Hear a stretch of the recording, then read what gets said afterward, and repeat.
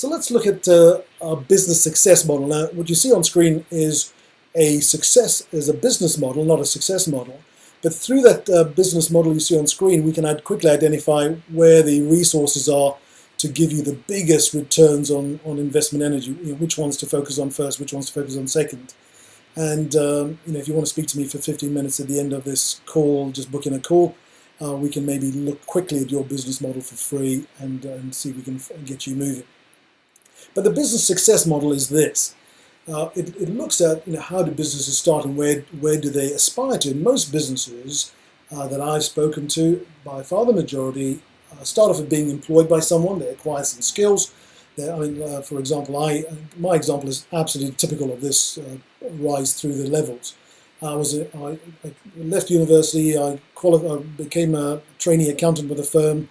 I rose through the ranks, became manager, offered partnership, and I thought, actually, you know what? I'll be working myself forever here, and while I'll be made partner, I'm never really going to do it for myself. I can do this better for myself and earn more of my own money.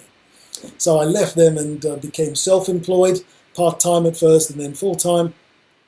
I called self-employed and director the same because as long as you're doing the work yourself, and I was, then basically you're self-employed. You are employing yourself, and I suggest to you that you are probably a worse employer than the employer you left, because you probably work yourself harder, you give yourself less holidays, you don't pat yourself on the back. No one does in this. It's a very lonely place. That's one of the things we do in our board meetings. We look at doing a pat on the back for all the good things we've done.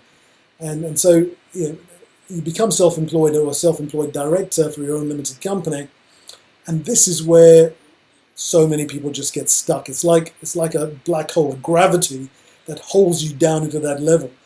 And what we want to do is break out into the director level. This is where you direct things. You direct a team of people who help you get the results you want. So you work less hard, you have more time to think and strategize about your business, and as a result you grow your business faster, because the more time you spend working on thinking how to grow your business, the more time the more growth you get. It's a bit obvious, isn't it? And then you develop to owner of businesses, where you just own the businesses and take the profits out of it. You become investor, where you have multiple businesses, multiple properties, multiple share portfolios, and so on. And what this does, it gives you choice. It gives you more money, it gives you more time for sure, and it gives you more control.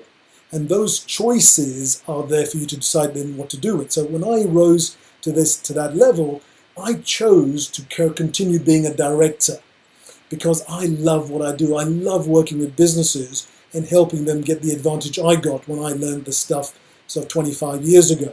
And it's something that I absolutely am passionate about.